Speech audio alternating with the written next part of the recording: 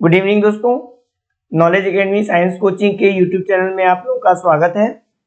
आज हम लोग बायोलॉजी के फर्स्ट चैप्टर जीवों में जनन रिप्रोडक्शन इन ऑर्गेनिज्म के क्वेश्चंस देखेंगे।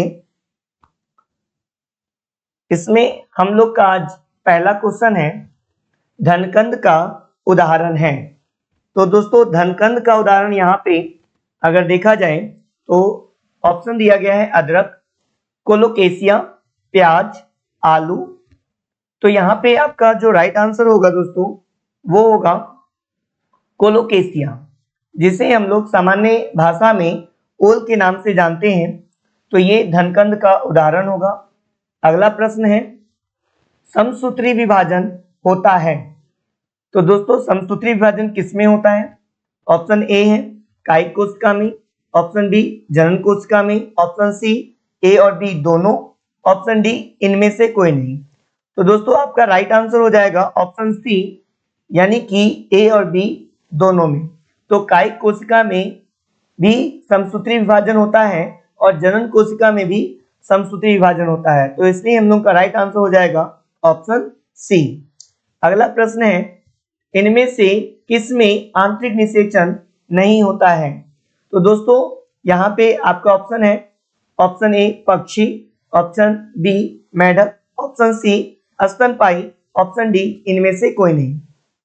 तो दोस्तों इसका राइट आंसर हो जाएगा ऑप्शन बी। ऑप्शन बी इसका राइट आंसर हो जाएगा आपका मेढक। ये जो है इसमें आंतरिक निषेचन नहीं होता है। बाकी जो भी है पक्षी हो या स्तनपायी हो उनमें आंतरिक निषेचन होता है दोस्तों। अगला प्रश्न है, 124 शुक्राणुओं के निर्माण में कितने अर्धसूत्री विभाजन की आवश्यकता है? तो इसका ऑप्शन देखेंगे। ऑप्शन ए है 124, option B 131, option C 30, option D 62। तो आपको बता दें कि यहाँ पे जो राइट आंसर होगा वो होगा ऑप्शन सी। ऑप्शन सी यानी कि 124 शुक्राणुओं के निर्माण में 30 अर्धसूत्री विभाजन की आवश्यकता होती है। अगला प्रश्न है, इनमें कौन कायिक प्रवर्धक नहीं है?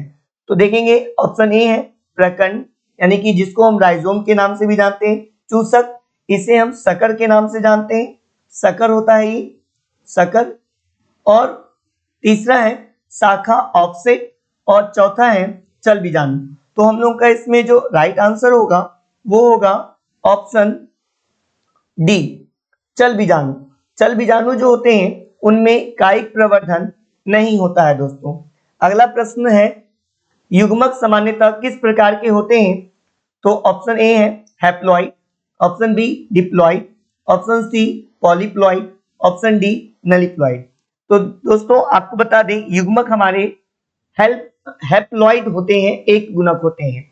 तो हम लोग का जो राइट आंसर होगा वो होगा ऑप्शन ए। ऑप्शन ए हम लोग का राइट आंसर होगा। अगले प्रश्न की ओर बढ़ते हैं।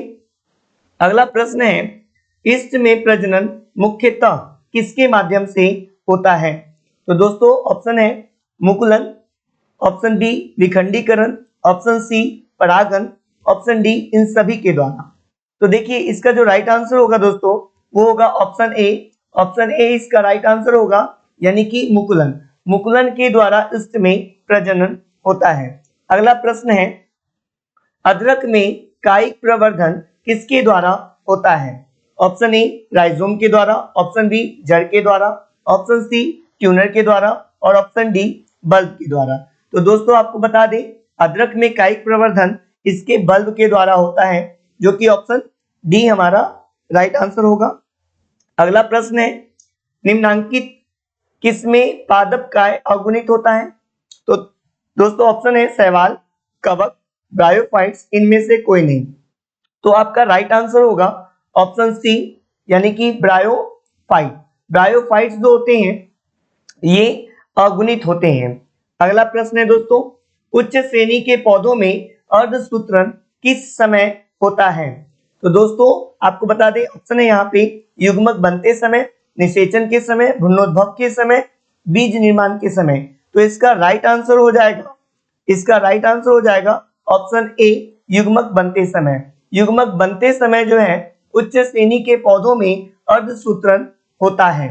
अगला प्रश्न है दोस्तों, जीवाणुओं में कायिक प्रजनन होता है।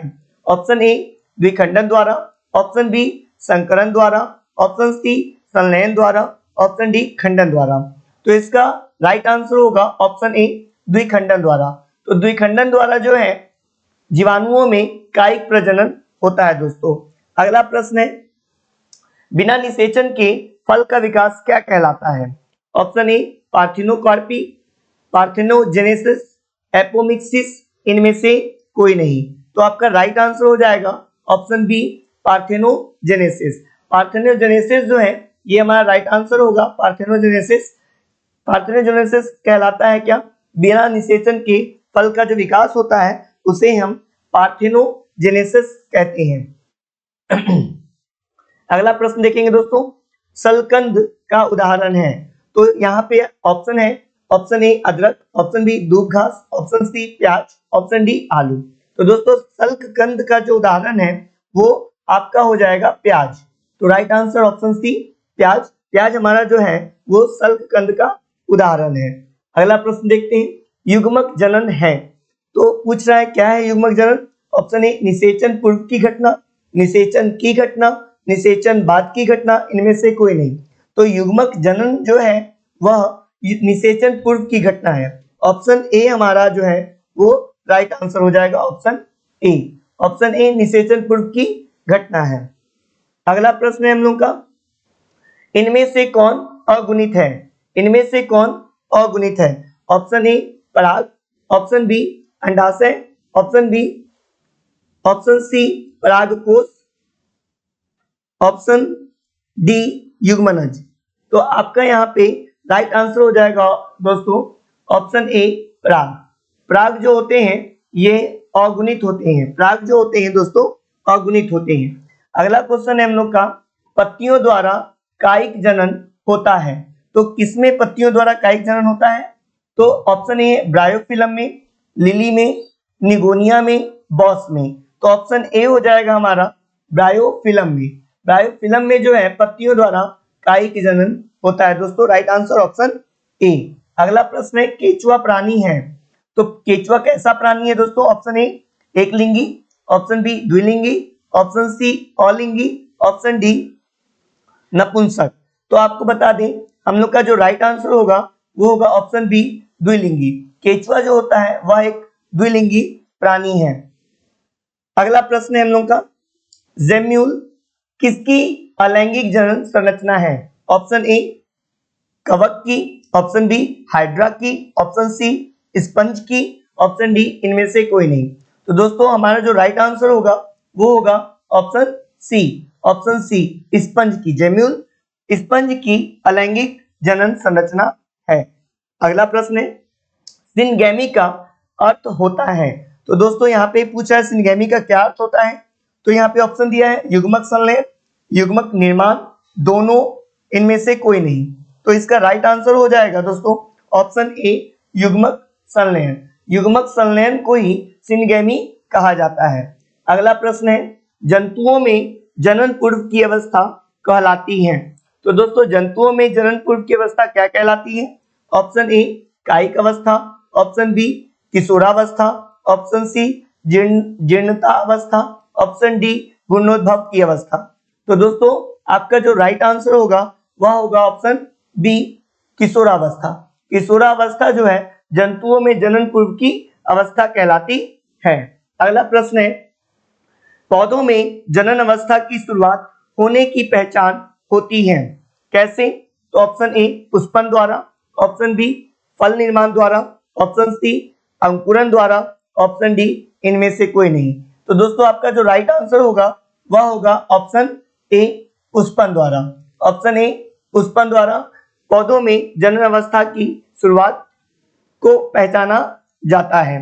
अगला प्रश्न है दोस्तों, जब दो युग्मक नर एवं मादा एक समान होते हैं तो उसे कहते हैं।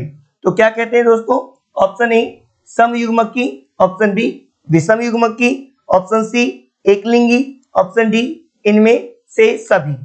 तो आपका राइट आंसर होगा दोस्तों option A समयुग्मकी।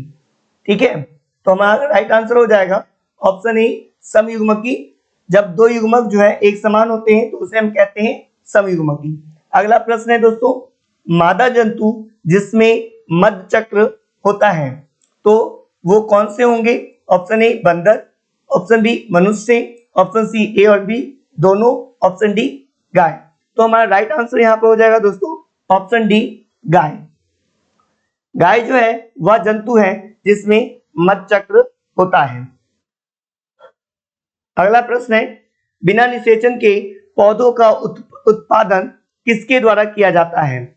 Option A grafting द्वारा, ऑप्शन बी प्रत्यारोपण द्वारा, ऑप्शन सी कायिक प्रवर्धन द्वारा, ऑप्शन डी ए और बी दोनों। तो दोस्तों यहाँ पे राइट आंसर हो जाएगा ऑप्शन सी।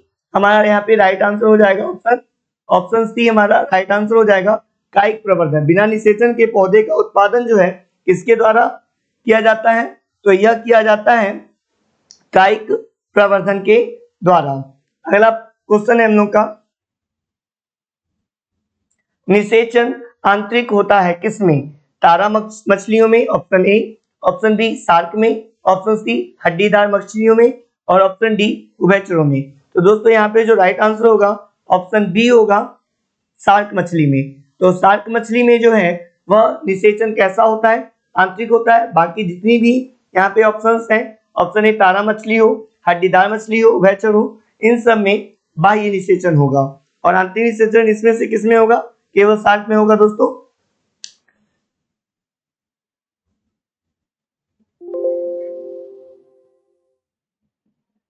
तो आज के लिए इतना ही दोस्तों। अगर आपको हमारा सीरीज पसंद आ रहा हो तो चैनल को सब्सक्राइब कर सकते हैं। धन्यवाद।